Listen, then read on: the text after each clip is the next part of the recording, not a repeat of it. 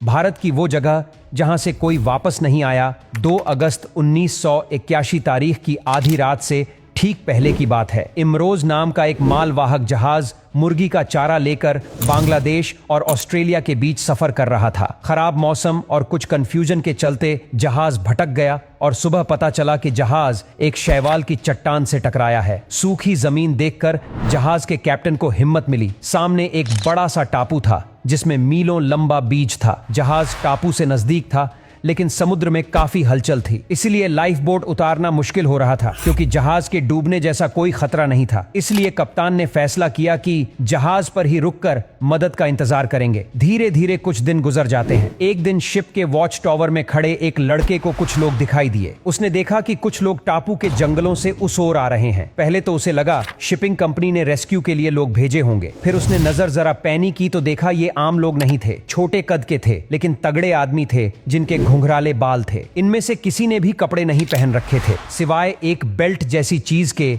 जो उनके कमर से बंधी थी। साथ ही इन लोगों ने भाले और धनुष तीर पकड़ रखे थे जिन्हें वो हवा में लहरा रहे थे। उसी वक्त वहां से कोसों दूर हांगकांग में रीजेंट शिपिंग कंपनी के ऑफिस में फोन की घंटी बजी। फोन उठा। सामने से रोज के कप्तान की कांपती हुई आवाज आई। 50 के आसपास जंगली लोग लकड़ी की नाव से जहाज पर हमला करने आ रहे हैं। शाम तक ये शिप पर चढ़ जाएंगे, कोई नहीं बचेगा। जल्दी हेलीकॉप्टर भेजकर हथियार गिराओ। इस बातचीत से ऐसा लग रहा था मानो 18वीं सदी का कल 20वीं को आ गया हो, लेकिन इसका कारण भी था। जिस टापू के किनारे प्रिंस रोज रुका था उस टापू पर सदियां कभी बीती ही नहीं थी। बहरहाल ये कॉल आते ही कंपनी ऑफिस में हंगामा मच गया। बात हांगकांग सरकार तक पहुंची। एक सरकारी प्रवक्ता ने कहा, लगता है रोज का कप्तान पागल हो गया है। अगले दिन प्रेस में खबर छपी कि इस द्वीप के लोग आदमखोर हैं, इंसान को मारकर खा जाते हैं। इधर शिप पर हालत खराब थी। एक फ्लेयर गन, कुछ पाइप, जिसको जो मिला पकड़ कर ले आया, इनका इस्तेमाल कर। 24 घंटे तक ये लोग खुद की रक्षा करते रहे। टापू के लोग शिप पर तीर चला रहे थे लेकिन तेज हवा के चलते तीर जहाज तक नहीं पहुंचे। ऊपर से शिप की ऊंचाई के चलते